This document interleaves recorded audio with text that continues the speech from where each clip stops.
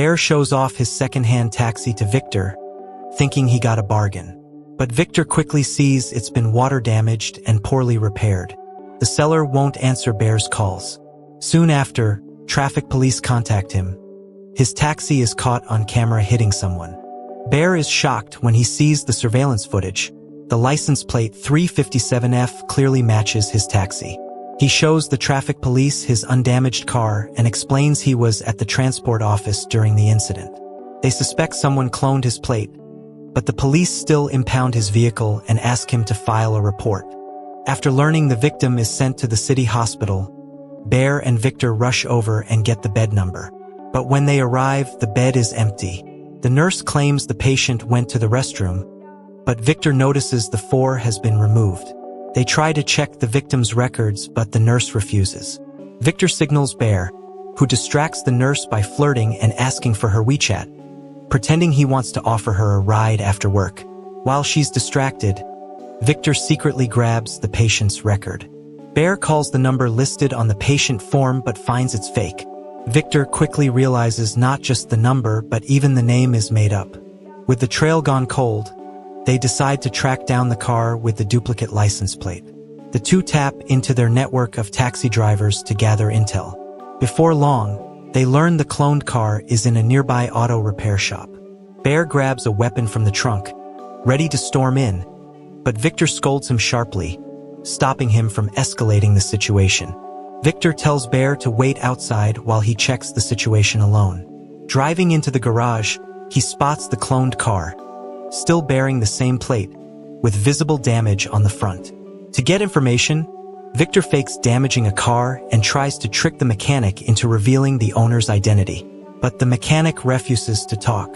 As they argue, the cloned car suddenly starts, rams Victor's taxi, and speeds off. Bear tries to block the exit but fails to stop it. Victor uses his train driving skills to chase down the cloned car and rams it into a field. The driver escapes into the corn but tricks Victor, doubles back, and drives off. By the end of the day, both the driver and victim disappear without a trace. Late at night, Victor goes to his old lover Grace's massage parlor to soothe his aching back. Grace warns him about his impulsiveness, fearing something might happen. After the massage, Victor feels shy. Meanwhile, Bear visits the pharmacy late at night and brags to Luna about his daring daytime exploits: drifting, cutting off cars, and a fight in a cornfield. Luna listens eagerly. Bear then leaves briefly to buy Luna some wontons.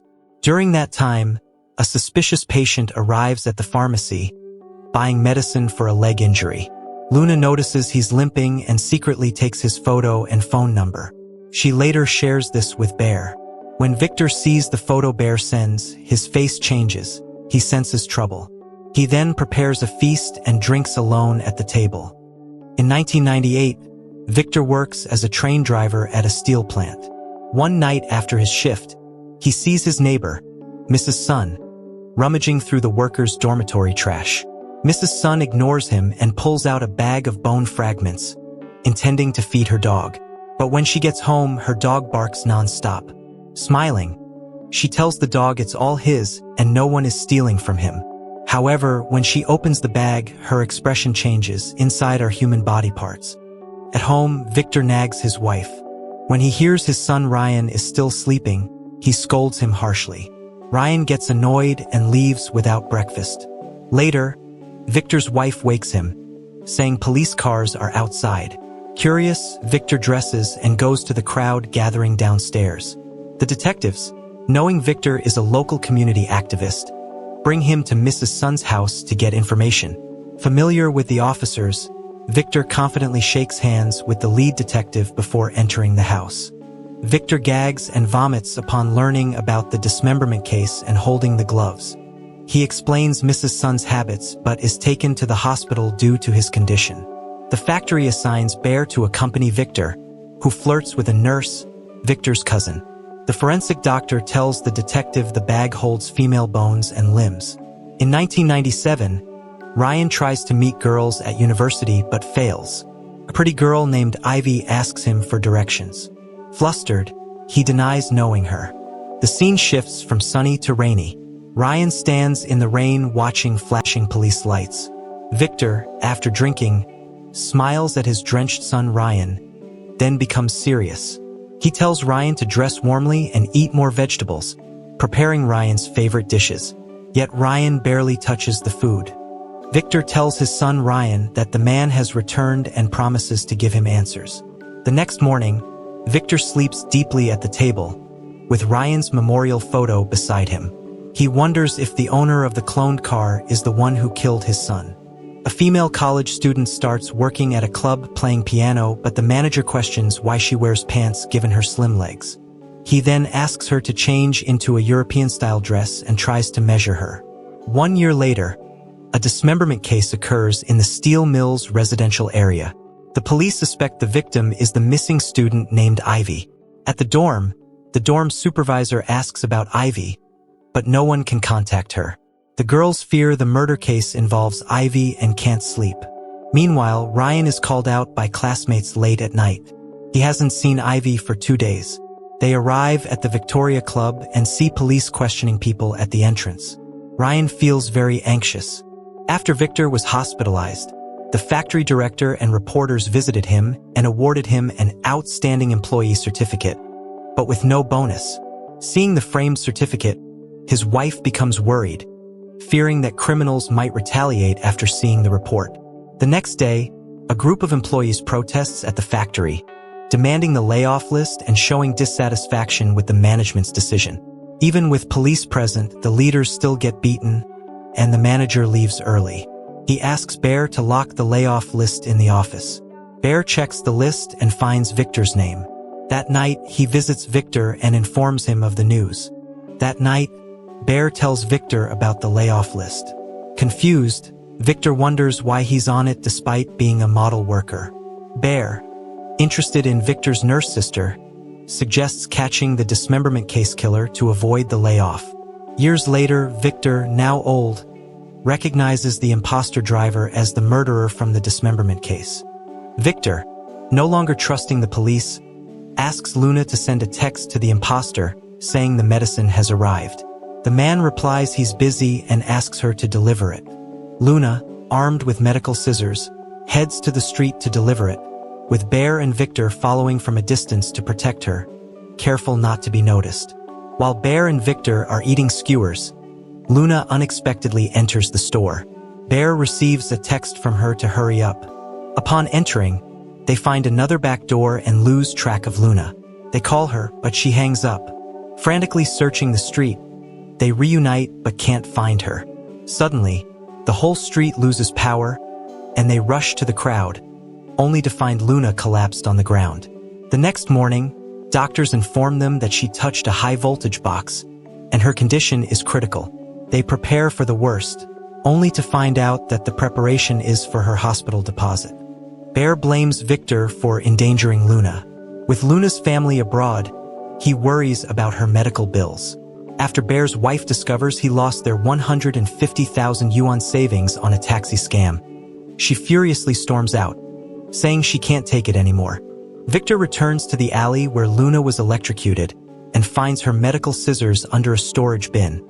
Realizing that's where the incident happened, he wants to tell Bear, but Bear avoids him out of guilt. Victor eventually finds Bear in an arcade, winning big. Just as Bear is about to cash in, the police raid the place.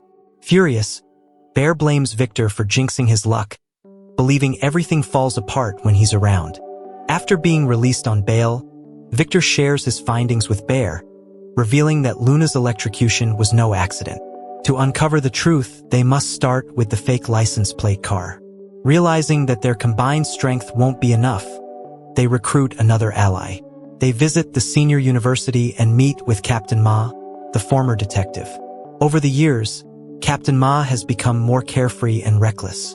In 1998, a man finds a package of bones at Susan's noodle shop. She initially thinks it's a prank but is shocked by the contents. Martin arrives to investigate, but both Susan and her staff are too scared to respond. Martin later checks the roof and sees the shop faces the steel factory. Meanwhile, Victor plans to solve the dismemberment case at the factory to avoid being laid off. Hearing about the new body at Susan's, he decides to act. As he leaves, his son Ryan asks if he found another body, but Victor tells him to go back inside. Martin discovers that the spare tire from the police car is missing and jokes about the thieves' desperation. As they prepare to leave, Victor steps in and quickly retrieves the tire. Impressed by his quick thinking and familiarity with the factory, Martin brings Victor to the station to help with the case. At that time, the police don't have access to DNA technology, making the dismemberment case a complete mystery. Martin hears about a new technique that can quickly identify the deceased. The coroner tells him that most people have 3 horizontal creases on their finger joints, but in the dismembered body parts, there are 4 creases, which is unusual. In 1997, Ivy works part-time at a club. Ryan, trying to impress her, applies for a job as a server. While Ivy plays piano, a rich man asks her to play a specific song, but she can't. The man offers her large sums of money to play, but she refuses.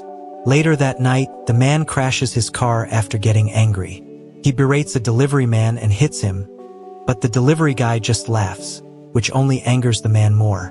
Soon, a group of young men appears. The rich man tries to fight back with a steel pipe, but a deaf man with a hearing aid intervenes, attacking him with a mirror. If not for the delivery guy's intervention, it could have escalated into something serious. After work, Ryan passes by and finds the rich man convulsing on the ground. To stand up for Ivy, he kicks the man a few more times. Over the next few days, Ryan regularly visits Ivy's school to pursue her, often getting into trouble and writing apologies. Ivy leaves with a street guy, leaving Ryan disappointed. A year later, the police find more dismembered body parts. Detective Martin struggles with the case, but after a suggestion from his boss, he recalls Victor's offer to join the investigation, seeing him as a valuable asset due to his sharp mind and connections. Martin invites Victor to a dumpling shop late at night to recruit him. However, Victor is disgusted by the meat dumplings, recalling the dismembered body parts found near the steel factory. Martin convinces Victor to join the investigation. They discuss the case, and Victor suspects the body parts were carried by the factory's wastewater, implying the killer might be someone from the factory. Victor's son, Ryan, has been locking himself in his room, sleeping all day since he hasn't seen Luna. His mother calls a fortune teller, who claims Ryan is being haunted by a female ghost with long hair.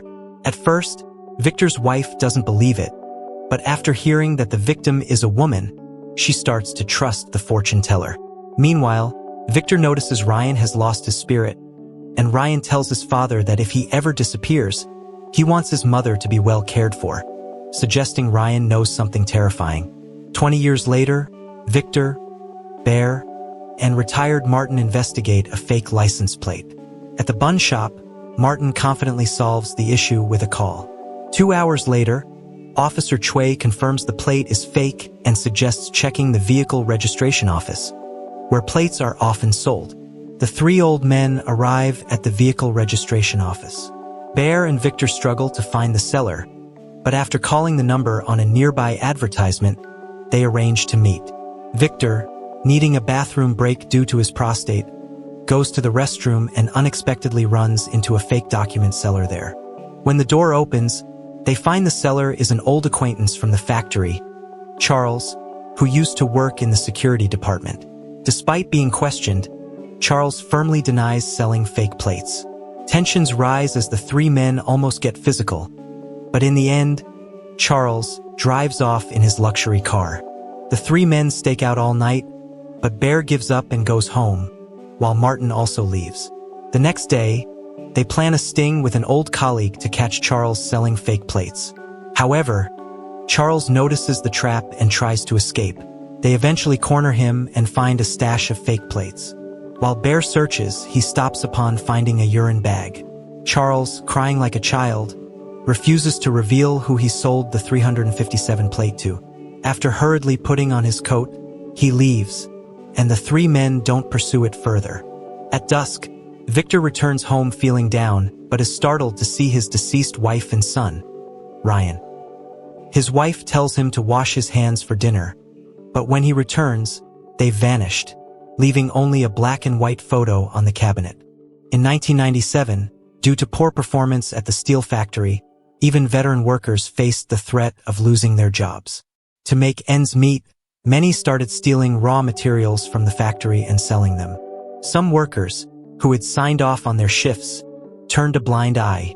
Victor, a train driver, notices something suspicious. Before leaving, he checks his train cars and finds hidden steel. Victor, angry after discovering hidden steel in the train, plans to report it to security. However, the mastermind behind the theft is none other than Charles, the head of security. Because Charles outranks him, Victor tries to advise him that what he's doing is illegal, but Charles gives him 2 cigarette packs as a bribe. Victor, knowing it's a bribe, reluctantly accepts due to the power imbalance.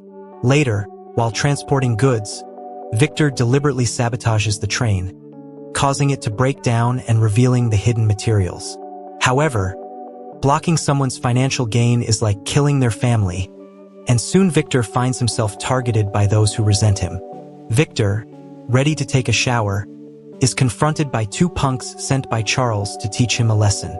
Recognizing them as Charles's lackeys, Victor, confident as a veteran at the factory, isn't intimidated. He boldly threatens them, saying that if they touch him, he can call in 20 of his brothers to retaliate. One of the punks, unable to save face, decides to confront Victor. Victor, always calculating, waits for Charles outside the activity center. When Charles arrives, Victor greets him with a smile and returns the 2 cigarettes he was given earlier. But it's not just about returning the cigarettes. Victor does it with charm, ensuring no conflict while leaving Charles speechless. His approach is a masterclass in workplace diplomacy. However, his wife warns him that Charles is petty and might seek revenge for his efforts to stand up for the factory. Late at night, around 1 a.m., Victor's wife hears knocking on the door and asks him to check. At first, they think it's their son making noise, but after checking his room and finding it empty, Victor is about to return to bed. However, the knocking continues. He opens the door but finds no one outside. When he tries to go back to sleep, the knocking resumes, frustrating him. Finally, when he opens the door again, he finds a live rat hanging from the doorknob. In the afternoon, Ryan takes Ivy to the railway tracks for a date and reads her his poetry collection. After spending some time together, Ivy begins to warm up to this enthusiastic young man and starts to like him. She hopes their future will be filled with happiness. However, when she returns to her dorm that evening, she encounters her exploitative foster parents. Her foster mother explains that they came to the city for medical treatment, but when her foster father casually offers her food, Ivy feels a strong sense of discomfort and aversion. Ivy rents a room for her foster parents near the hospital, but her foster father sends her foster mother out and makes inappropriate advances. Ivy quickly escapes, claiming she needs to go to work. After work, Ryan invites Ivy to the movies, buying 2 Titanic tickets for them. Ivy initially refuses but eventually accepts due to Ryan's persistence. Meanwhile, Ivy's foster father visits her school, buys her a dress, and grows suspicious when he can't find her in her dorm. He asks her roommate if Ivy has a boyfriend. The next day, he invites Ivy to a hotel to try on the dress. When Ivy goes to the bathroom to change, her foster father barges in, begins rummaging through her bag, and demands she open the door to show him the dress. In a panic, Ivy tries to escape but is caught by her foster father, who behaves inappropriately, treating her like a doll. He warns her not to work that night. The most suffocating part is that even though her foster father blatantly does vile things to Ivy, her foster mother, who is lying in bed, clearly isn't asleep but pretends to be, deliberately ignores everything. Compared to the foster mother's act of playing deaf and mute, the real deaf-mute Jack is much kinder to Ivy. Let's talk about how ruthless Jack is. One day, Jack is at a restaurant collecting protection fees when a guy outside sees his stolen motorcycle. He calls a group of troublemakers to the restaurant. However, Jack isn't scared of threats and doesn't fear dangerous situations. He grabs a kitchen knife and starts slashing at the troublemakers. The knife ends up at one of their foreheads. Calmly, Jack puts on his cochlear implant and asks how much the motorcycle costs. The thug, terrified, says he doesn't want it anymore. But Jack stuffs the protection fee into the thug's waistband and leaves with his brothers. Jack is fierce to others but surprisingly gentle with Ivy. He celebrates her birthday, makes longevity noodles, and gives her a new pager. When Ivy asks him to return it to avoid wasting money, Jack simply gives her another. Ivy is deeply touched by Jack's kindness. The next night, Ryan finally gets 3 hours off from his manager, hoping to take Ivy to see Titanic. But just as he leaves, he runs into his father. The father is furious upon learning Ryan works at a club and scolds him for ruining the family's hopes of a respectable job. He orders Ryan to go home and not go anywhere else. Meanwhile, Ivy surprisingly shows up at the cinema alone but waits in vain for Ryan. After watching the movie alone, she exits and encounters her changed foster father again. Like an unshakable nightmare, Ivy finally gathers the courage to cut ties with the man who raised her. She offers to repay him and asks him to name a price. Enraged, he lashes out, accusing her of coming to college just to find a boyfriend, saying no one would want her if they knew her past. His words cut deep. He wants to keep her under control. As Ivy stands firm, he removes his belt, pins her down, binds her hands with a keychain, and beats her. The foster mother returns, but instead of stopping him, she asks if Ivy upset him again. When told to close the door, she obediently does so and continues pretending nothing is happening.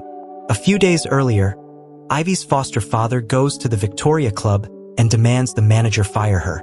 At first, the manager ignores him, but the man brings up his old war buddy, Edward, the fire safety director in Hualien. To avoid trouble, the manager reluctantly agrees. Ryan witnesses this and rushes out to confront the man, asking why he won't let Ivy work. The foster father quickly realizes Ryan is pursuing Ivy and warns him to back off. Unconvinced, Ryan asks Ivy out the next night and confesses his feelings, but Ivy firmly rejects him. She feels their lives are too different, and her painful past might only drag him down. She tells him not to contact her again. Ryan insists on making a bet by the bridge. If he jumps and survives, Ivy must be with him. If he drowns, so be it. Ivy finds him childish and walks away, but when she hears a splash, panic sets in. In the end, it's Ryan who pulls her out. Sitting by the river, soaked, they talk for a long time. Ivy shares her past. Her parents died young, and she was raised by her foster parents. Most notably, she mentions having 4 distinct lines on her pinky finger, a detail that later confirms her as the dismembered victim. Victor's wife pressures him to deliver goods to the factory director and get Ryan a job. He reluctantly agrees, setting aside his pride. However, when he arrives, he hesitates and waits downstairs all day, but the director never appears. Late at night, Victor finally decides to enter the office but walks in on an awkward scene. Embarrassed, he quickly tries to leave, only to be chased by the director. The two stare at each other awkwardly in the dark. After a tense moment, the director pressures Victor not to reveal what he saw. In the end, Victor fails to discuss his son's job and even loses the bottle of Wolyangye. Ryan, still trying to reach Ivy, is asked by his mother to deliver lunch to his father at the factory. On the way, Charles from security leads him to the finance department, claiming it's payday. Once there, Ryan finds the office empty and the safe open. As he tries to leave, the door locks, and security arrests him for theft. Charles quickly turns on him, denying any connection. When Victor learns that his son has been wronged, he rushes to stop Charles and demands his release.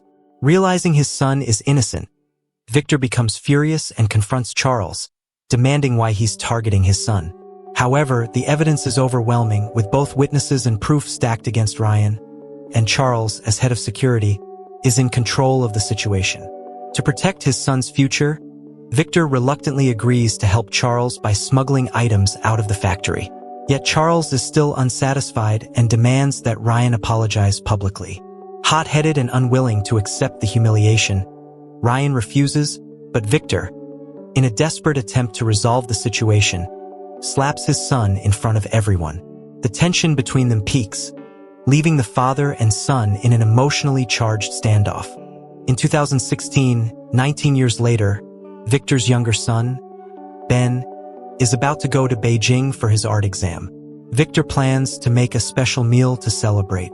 However, just as he's about to leave, he runs into Charles again at the door. Time passes, and despite past conflicts, Charles is now suffering from kidney disease, carrying a urine bag daily. Victor's blood pressure constantly threatens to rise. Charles reveals that he's been involved in selling a car plate, which was bought by someone living in the Hugong factory's residential area. Just as Ben returns, he uses Charles's description to sketch the person who bought the car plate. Bear and Martin plan to block the person at the neighborhood entrance.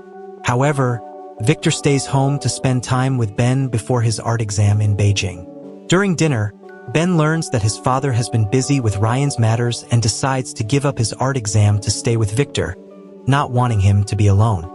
Despite not being his biological son, Victor reassures him not to sacrifice his future for him, causing Ben to break down and cry alone in his room. Victor looks at Ryan's portrait and recalls a memory from years ago when Ben had asked if he knew who he was. Victor had casually replied he's Ryan. But when he turns around, Ben is gone, leaving him to wonder if Ben was just a figment of his imagination. The police find a bag of body parts in the sewage system, which is even more gruesome and causes the officers to vomit. In addition, they discover a backpack with a student ID card inside, further confirming that the deceased is likely Ivy. Meanwhile, Victor is in his son's room, searching for old maps to aid in the investigation. While searching under his son's bed, he finds a bag containing protective clothing from the factory, with faint blood stains. At that moment, Ryan rushes in, handing Victor the old map. Charles deceives him by claiming that the security team found the killer's tracks in the smelting workshop. However, they had never actually seen the suspect. Charles uses this story to get Victor to stand guard for free. Before he leaves, Charles gives Victor binoculars and a whistle, instructing him to blow the whistle if he sees the killer. As Victor stands on guard, Charles and his team comfortably play cards in the office. Bear asks Lily to go to a movie, hoping to win her over. However, Lily doesn't seem interested after the movie. Meanwhile, Victor is still on duty alone. He wonders why Charles hasn't sent anyone to relieve him. Then, he sees a person in protective gear acting suspiciously downstairs. He blows the whistle but realizes it's a dummy whistle. When he rushes down, he discovers that it's actually Bear. Victor, noticing Bear doesn't fit the description of the suspect, sits down to chat with him. Bear calls him brother-in-law and asks him to help set him up with Lily. Bear follows Victor around, investigating and searching for more body parts in the sewage pipes. While they're busy, a worker informs Victor that Ryan has been arrested and taken to the police station. Not long ago, police visit Hawaii University and confirm the backpack contains Ivy's belongings. Ivy's counselor shows a complaint letter and photos accusing her of working as a hostess at a club. The school, fearing damage to its reputation, chooses not to report it. Teachers mention a boy frequently came looking for Ivy, which explains why Ryan was recently questioned by the police. After hearing this, Victor rushes to the station. Martin advises Victor to stop visiting the police and focus on his train job. Ryan is ordered not to leave the city due to the possibility of further questioning. On the way home, Ryan suddenly loses control and runs into a cornfield. Meanwhile, Ivy's adoptive parents come to the station for identification. The adoptive mother cries while the father acts indifferent, almost amused. Late at night, Martin examines Ivy's photos with a magnifying glass, searching for clues, but is soon called to a meeting by the chief. The chief instructs Martin to halt the dismemberment case investigation and prioritize a fugitive Hong Kong businessman case. However, Martin plans to visit Songha, suspecting the anonymous letter and photos are linked to Ivy and wanting to question her family carefully. Martin argues with the chief over the case. The chief reminds Martin that as a police officer, he must be responsible for every case. Despite the order, Martin disobeys and goes alone to Songha late at night. Victor, unable to sleep, checks Ryan's room and finds the blood-stained protective suit hidden in a backpack. Disturbed, he sits by the window until Ryan's childhood friend arrives. With some pressure, Victor gets him to reveal Ryan's location. At the optician's shop, Ryan asks the shy boy about Ivy's whereabouts, suspecting something has happened. The boy stays silent but hands him a note from Jack. Just as Ryan reads it, Victor arrives with Ryan's childhood friend at Jack's video store. Victor tries to drag Ryan out, but Ryan refuses. The shy boy slams the table, interrupting them, and Victor recognizes him from the police station, warning Ryan to stay away from such people. When the friend tries to help Victor, Ryan attacks him, angry that he betrayed him. Shocked by Ryan's behavior, Victor loses his temper and scolds everyone, silencing the room. Victor brings Ryan home and confronts him about the blood-stained protective suit. He demands to know if Ryan has killed someone, what kind of hiking leads to that much blood. Ryan stays silent, clenching his jaw, unsure how to respond. Victor gently urges him to tell the truth, promising to face whatever comes together. Ryan pleads for 2 more days, saying he needs to take care of something first and promises to explain everything afterward. Victor takes a note from Ryan's hand. It reads, 17th night, Huayun Freight Line. Pressed for answers, Ryan remains silent. Fearing Ryan might run and do something reckless, Victor and Grace tie him up. Ryan insists he hasn't killed anyone and begs them to believe him. Victor and Grace do believe him, but they also know the police, especially Martin, won't believe so easily. Victor tells Grace to stay calm and promises to clear things up. Then, he quietly burns the note in the kitchen. The story flashes back to 1 year earlier. The factory director discusses a shady business deal with Mr. Liu, a Hong Kong investor. The director plans to launder public funds through Liu, treating him like a personal bank. Victor approaches the director, hoping to get Ryan a job. The director refuses, citing an unresolved theft case involving Ryan in the finance department. Victor insists it was just a personal feud with Charles, but the director remains firm. Victor suspects the rejection is tied to something else, an incident from the night he delivered liquor. He admits overhearing suspicious noises from the office but claims he never saw who was inside. The director misinterprets this as blackmail, thinking Victor is threatening him to secure Ryan a job. Their conversation escalates until Victor warns him not to assume he'll be the one staying if things go south. As Victor leaves, he unexpectedly sees Lily, his sister-in-law, entering the director's office. He realizes she was the woman in the office that night. It all clicks. Lily was involved with the director, and Bear, who has been trying to court Lily, unknowingly ends up playing the fool. Agnes stays late after work, drinking with clients to make ends meet. She secretly spits out the alcohol but is caught by the client. Just as she struggles to handle the situation, a friend steps in to help.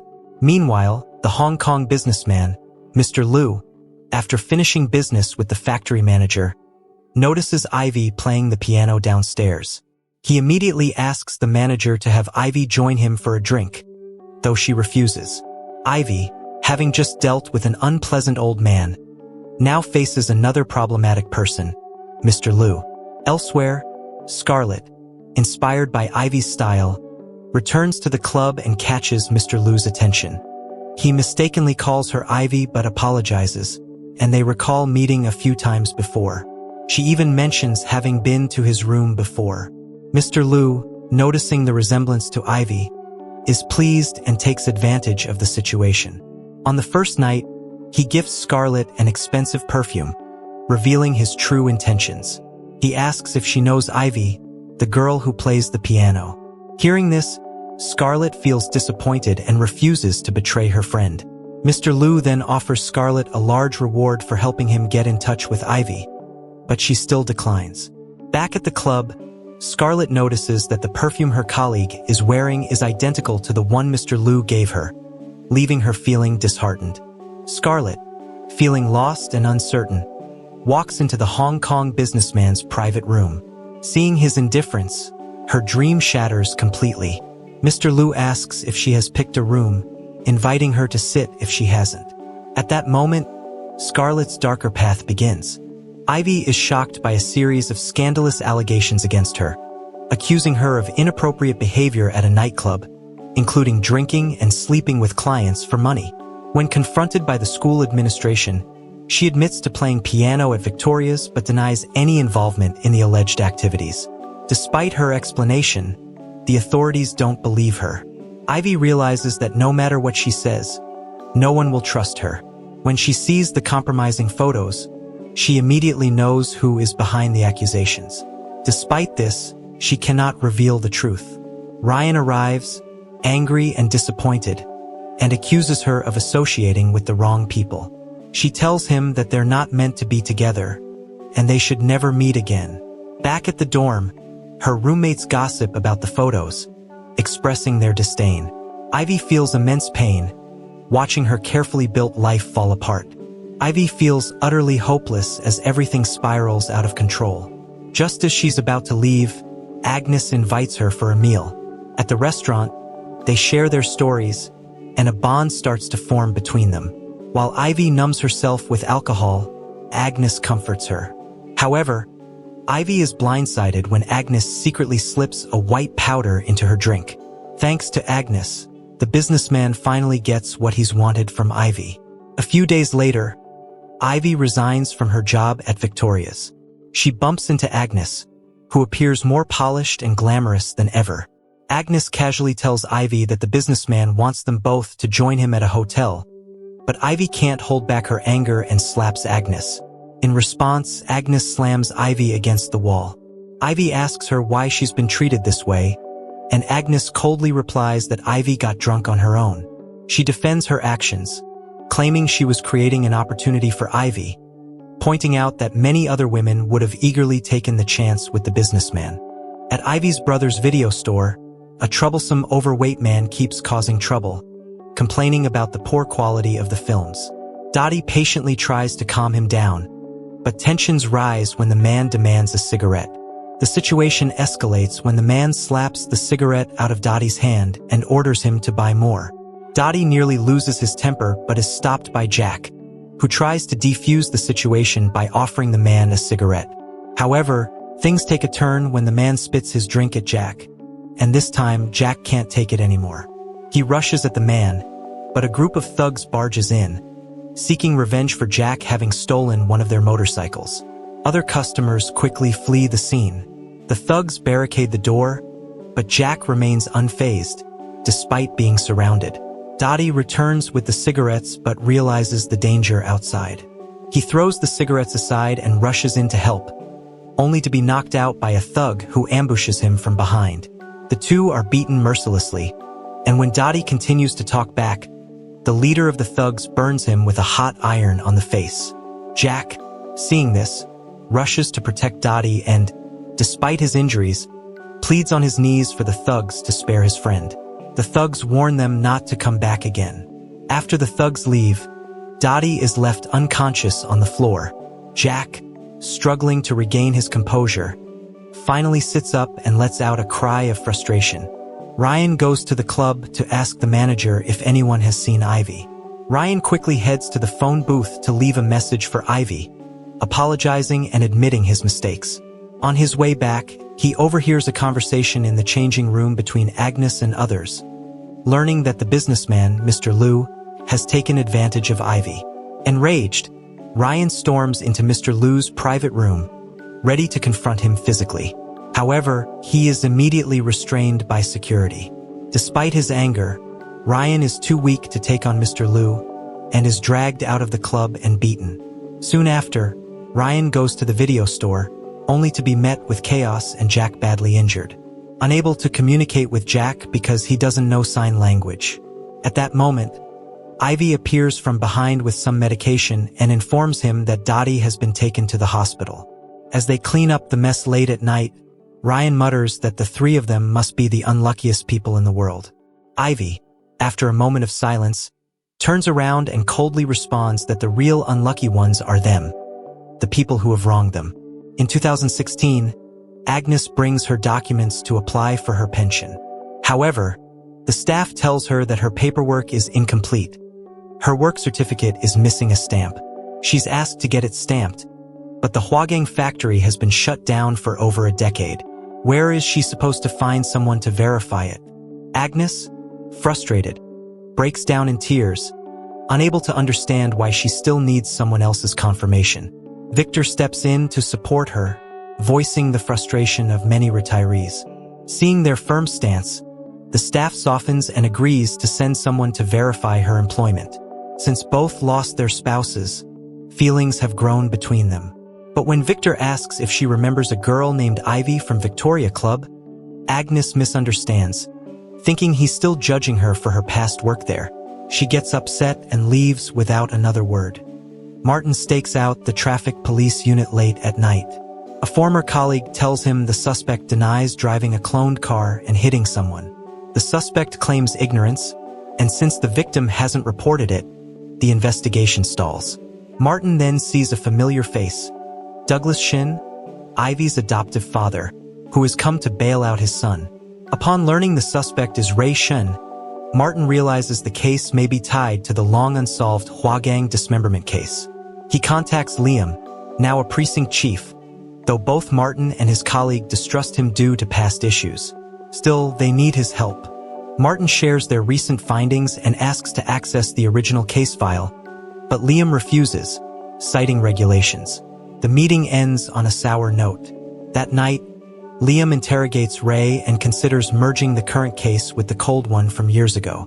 Meanwhile, Martin recalls that Jack recently died in prison, and such inmates are usually cremated at Fengshan Funeral Home. The next day, he and his partners visit the facility and learn that Jack's ashes were claimed 2 days prior by someone named Douglas Shun.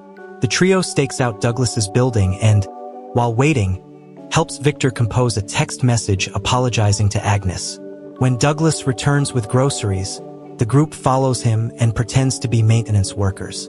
Though Douglas doesn't fall for the trick, a neighbor asks for help fixing her plumbing. To avoid exposure, Victor volunteers to repair the issue and finds the valve is stripped.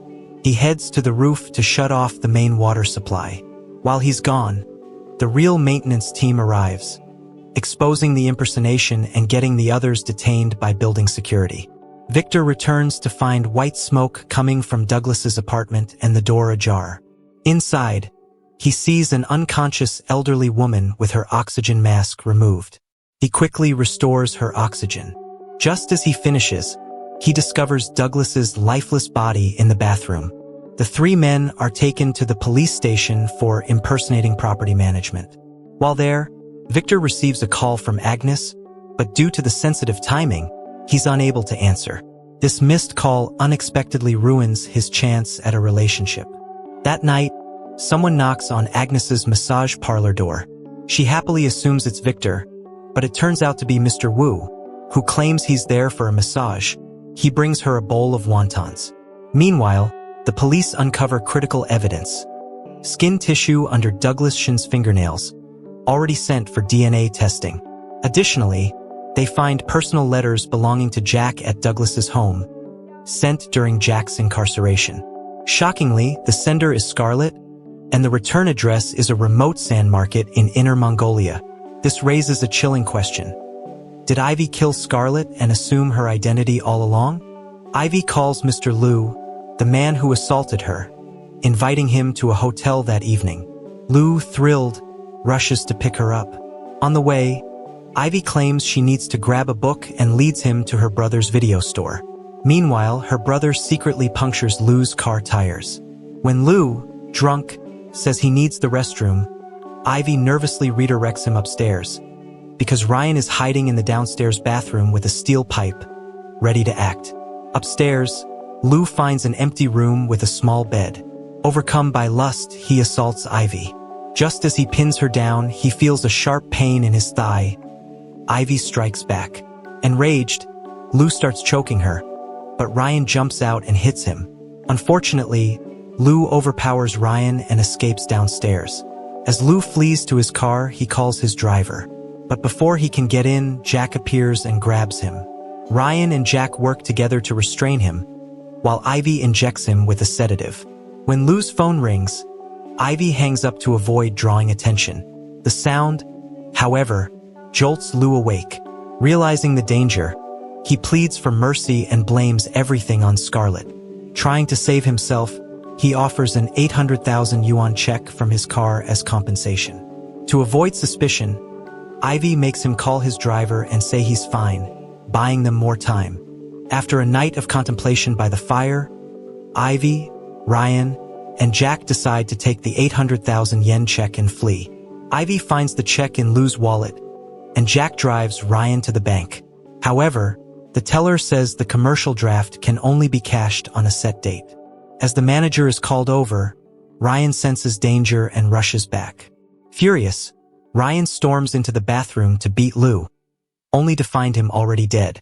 Shocked, Ryan and Jack freeze, while Ivy calmly states that she killed him and takes full responsibility, sparing the other two. Ryan doesn't understand why she went so far when they could have simply taken the money and left. Jack later disposes of Lou's car in flames. The trio realizes there's no turning back. Under cover of night, Ryan dons his father's hazmat suit and disposes of the body in a smelting furnace. That night, haunted by what happened, Ryan suffers a high fever and nightmares. Ivy tells him to rest and that she and her brother will lay low for a while. As Ivy packs to leave, Scarlett shows up. She hasn't heard from Lou and assumes he's taken Ivy to Hong Kong. Jealous and bitter, she throws veiled insults. Ivy hands her the 800,000 yen check, sarcastically offering her the life she envies. Scarlett snatches it without hesitation. As Scarlett turns to leave, Ivy hits her in the back of the head with a shovel. After repeatedly striking her, Ivy finally stops. That night, Jack returns with train tickets and sees the aftermath on the rooftop. Shocked and shaken, he silently asks why. Ivy tells him to stop involving Ryan. She wants him to live a normal life. She then walks into the bathroom, lays her pinky on the floor, and severs it with the same shovel without making a sound. Before dawn, Jack carries 5 bags of dismembered remains to a wastewater plant at the old steel factory and discards 4 of them. An elderly woman discovers a bag of meat scraps in the trash near Ryan's apartment. Just as she's about to open it, a flying soda can distract her. She drops the bag and walks away to pick up the can, unaware that Jack is watching from the stairwell nearby. It seems he may be trying to frame Ryan. With most of the mystery now unraveled, one question remains. Is Ryan still alive? And if not, how did he die? Meanwhile, Victor breaks into Jack's empty video store, now abandoned, and finds some suspicious evidence. He takes it to the police station to report to Martin, only to learn Martin has gone to Songha. Martin is visiting Douglas Shin to ask about Ivy's past. But as he enters Ivy's old room, he freezes. The moment he spots a thermos, his expression darkens, clearly recognizing it. Later, Martin drives Douglas back to Hualien. On the way, Douglas reminisces emotionally about how well he treated Ivy, claiming no man has ever loved her more. Disgusted, Martin pulls out compromising photos of Ivy, taken in that very home, and throws them in Douglas's face. But instead of reacting with shame or anger, Douglas calmly examines the photos. Martin realizes then that Douglas took them himself. The furniture and background match exactly. Martin, unable to bear it any longer, pulls over and beats him senseless in a field, fully aware it may cost him his job. But Douglas shows no fear. To him, Ivy is already dead, and with no living victim, there's no proof. In Hualien, Ivy and her brother Jack sit at a food stall near the bank, quietly eating dumplings. Jack signs to her, reminding her of a childhood memory. One night he stole food from the kitchen, and when their father found out, Ivy took the blame and got beaten instead. Ivy does not understand why Jack brings this up. He tells Ivy his stomach feels upset and asks her to wait while he goes to the restroom. Instead, he walks straight to the bank and presents the 800,000 yuan promissory note at the counter. As soon as Jack appears, officers rush in and arrest him on the spot. Meanwhile, Ivy prepares to pay the bill and discovers a note Jack left along with a family photo. On the back, Jack writes that if he doesn't return, she should leave with Ryan and that he will take full responsibility. As Jack is escorted into the police van, onlookers gather to watch. Ivy stands alone in tears. At that moment, she knows only Ryan remains by her side. She tells Ryan she has killed someone and asks him to leave with her. Not long ago, Ryan's mother, out of concern for him, unties his ropes. This moment of compassion allows him to escape from the house. When Victor returns from the station and finds his son missing, he becomes furious. With Martin still in Songha and lacking manpower, Victor seeks help from his future brother-in-law. He heads to factory to find Bear and asks him to assist in catching someone at the factory that night. Since marrying Lily would make Ryan his nephew, Bear agrees without hesitation. They split up to prepare. Victor sneaks into the security office and steals tools like a stun baton and rope. Bear, on his end, crafts a makeshift bulletproof vest using books. Just as Bear gets ready for the night's mission, Lily unexpectedly knocks on his door. Usually disdainful of poor students, she acts uncharacteristically forward and quickly climbs on top of him. She comments on his obsession with studying. Bear replies that he's used to arming himself with knowledge. Victor waits alone until late at night and, with no other option, goes to the meeting spot written on a note. As expected, he encounters a suspicious figure near the tracks. Ivy runs out, hides behind a train car, and knocks Victor down when he's distracted. Suddenly in a vulnerable position, Victor kneels and pleads with the figure behind him to spare Ryan, saying he would do anything. He promises to keep quiet, insisting Ryan is their only son and his wife has a heart condition and can't handle stress. As Ivy hesitates, Victor makes a sudden move. Ivy doesn't soften again. She tases him until he collapses unconscious on the tracks. Looking down at him, she silently repeats to herself that Ryan is all she has left. She then finds Ryan waiting on a bridge. He embraces her, anxious about where she has been. After learning that Jack has been arrested, he urges Ivy to come back with him, offering to turn himself in and take all the blame so she can return to school. He believes he can protect her, but he doesn't know Ivy has already killed Scarlett in those 2 days. She tells him again that he's all she has. Ryan reminds her they once promised to find a new place together and start fresh. When he sees her left hand missing a pinky finger, he freezes in fear and backs away. Ivy finally realizes that Ryan is not like her. He has a family and parents who love him. The next day, Ryan's body is found by the river under the bridge. 18 years ago, Lily suddenly approaches Bear, says she wants to have his child. Bear invites colleagues to the wedding, but behind his back, they mock him for taking responsibility for someone else's child. Before a ceremony, Bear overhears Lily talking backstage, saying she can't keep the baby, is about to get married, and wants to end things with someone else. He realizes she's been lying. Furious, Bear storms the stage and confronts the factory director in front of everyone. Security drags him out. Victor pleads with Charles and Bear is released. But once Victor learns the full story, he does something even bolder.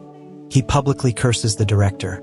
At that moment, Lily rushes in asking for Bear, but Victor punches director, triggering an uproar. Laid-off workers surge forward and beat up the director. In the chaos, Lily is jostled. The light impact causes her to miscarry the director's child. Not long after, as the director prepares to retaliate against Victor and others, city discipline officials arrive and arrest him for embezzling state assets. In 2016, Bear sells his taxi to surprise Lily, only to find she's with a rich man who funded her shop.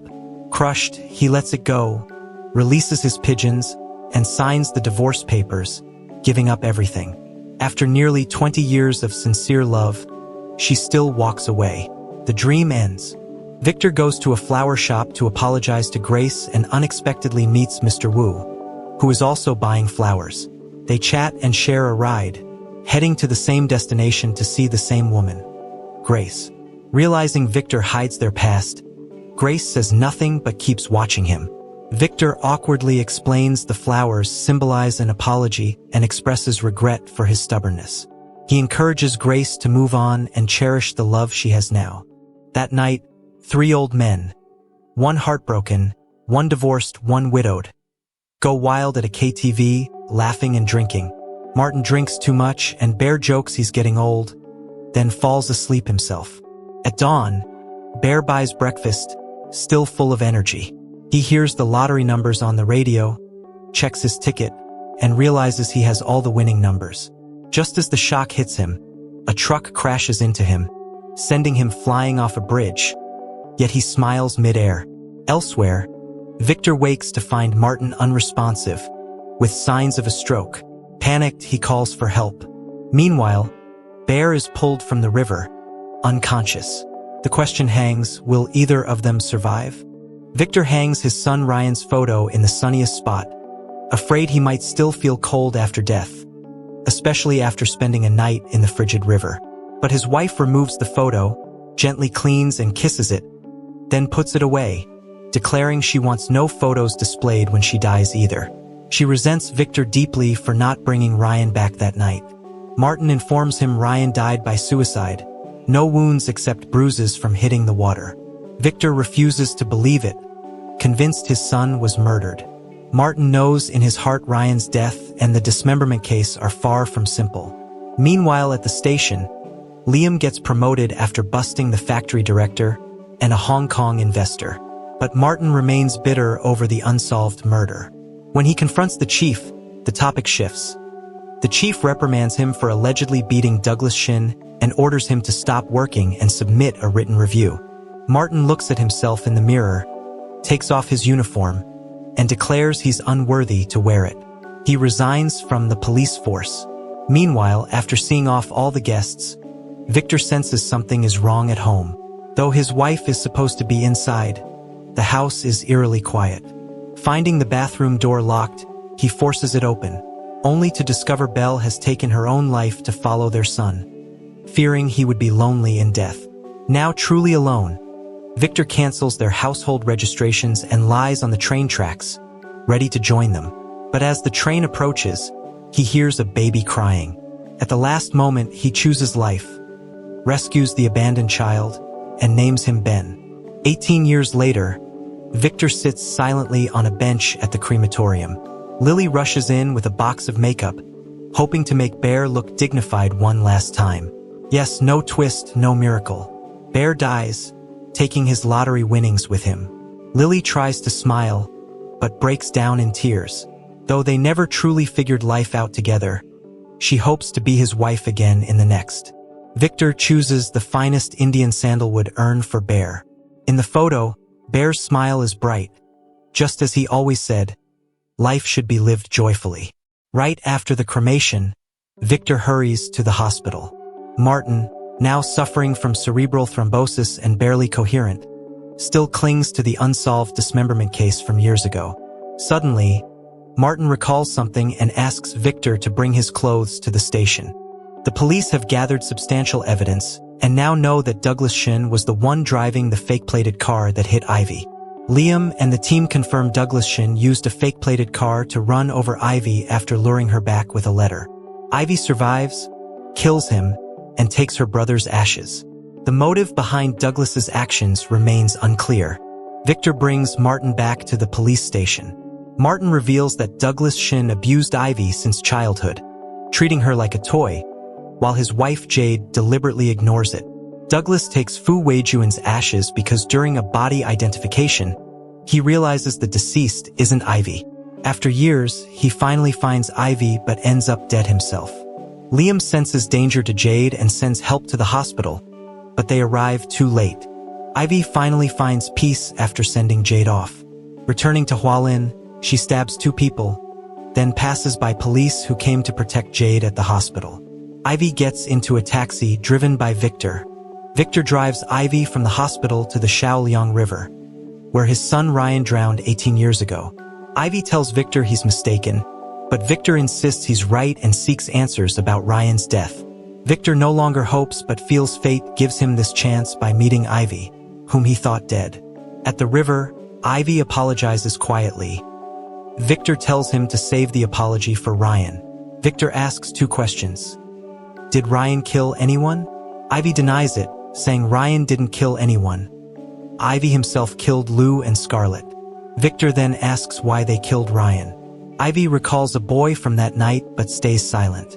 Victor grows impatient, enraged, and tries to crash the car into the river embankment to die with Ivy and avenge his son.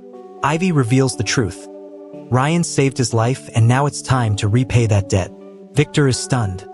He realizes that when Ryan refused to go with him, his heart died. Ryan left after being told to go. Victor mourns that the only person who ever cared for him is gone. Ivy loses the will to live, jumps into the river, and Victor follows without hesitation. Victor pushes Ivy ashore, but Ivy does not hold on. Victor disappears beneath the water and never returns. Victor loses control of the car after hearing the truth, crashes, and the vehicle smokes and catches fire. He urges Ivy to escape, but Ivy remains motionless inside, seemingly resigned to death. As the fire grows, Victor uses a wool sweater soaked in river water to pull Ivy out just before the car explodes. Ivy regains consciousness, shields Victor from the blast, and watches the burning taxi and the sweater Ryan once gave him. Victor is overwhelmed as police sirens approach. Ivy finally confesses to the crime. Victor walks to the Shaoliang River Bridge, looks up, then suddenly clutches his chest in pain and collapses. His mind drifts back to the time he tried to kill himself on the tracks but stopped when he found baby Ben. Now, hearing his son's call, he regains consciousness again. Victor reflects that this autumn feels endlessly long, like a lifetime. Snowflakes begin to fall, snow from the past mingling with the future. Within these snowflakes, he envisions his happy family of 3, Bear wearing a scarf with peace, Martin's relief after a fight, Jack's anguished roar while touching a hairpin, and Ivy's tearless grief upon seeing Ryan's body. 1 year later, on Ben's first day of school, Victor eagerly prepares everything for his son. Grace jokes that Victor acts like they're moving house. The 3 take a taxi to the station, but Victor suddenly needs to urinate and goes into a nearby cornfield. There, he notices a figure on the ground, likely the real Victor who has passed away. Meanwhile, another Victor walks through the cornfield and seemingly travels back 20 years, seeing the train and his younger self, ready to say goodbye.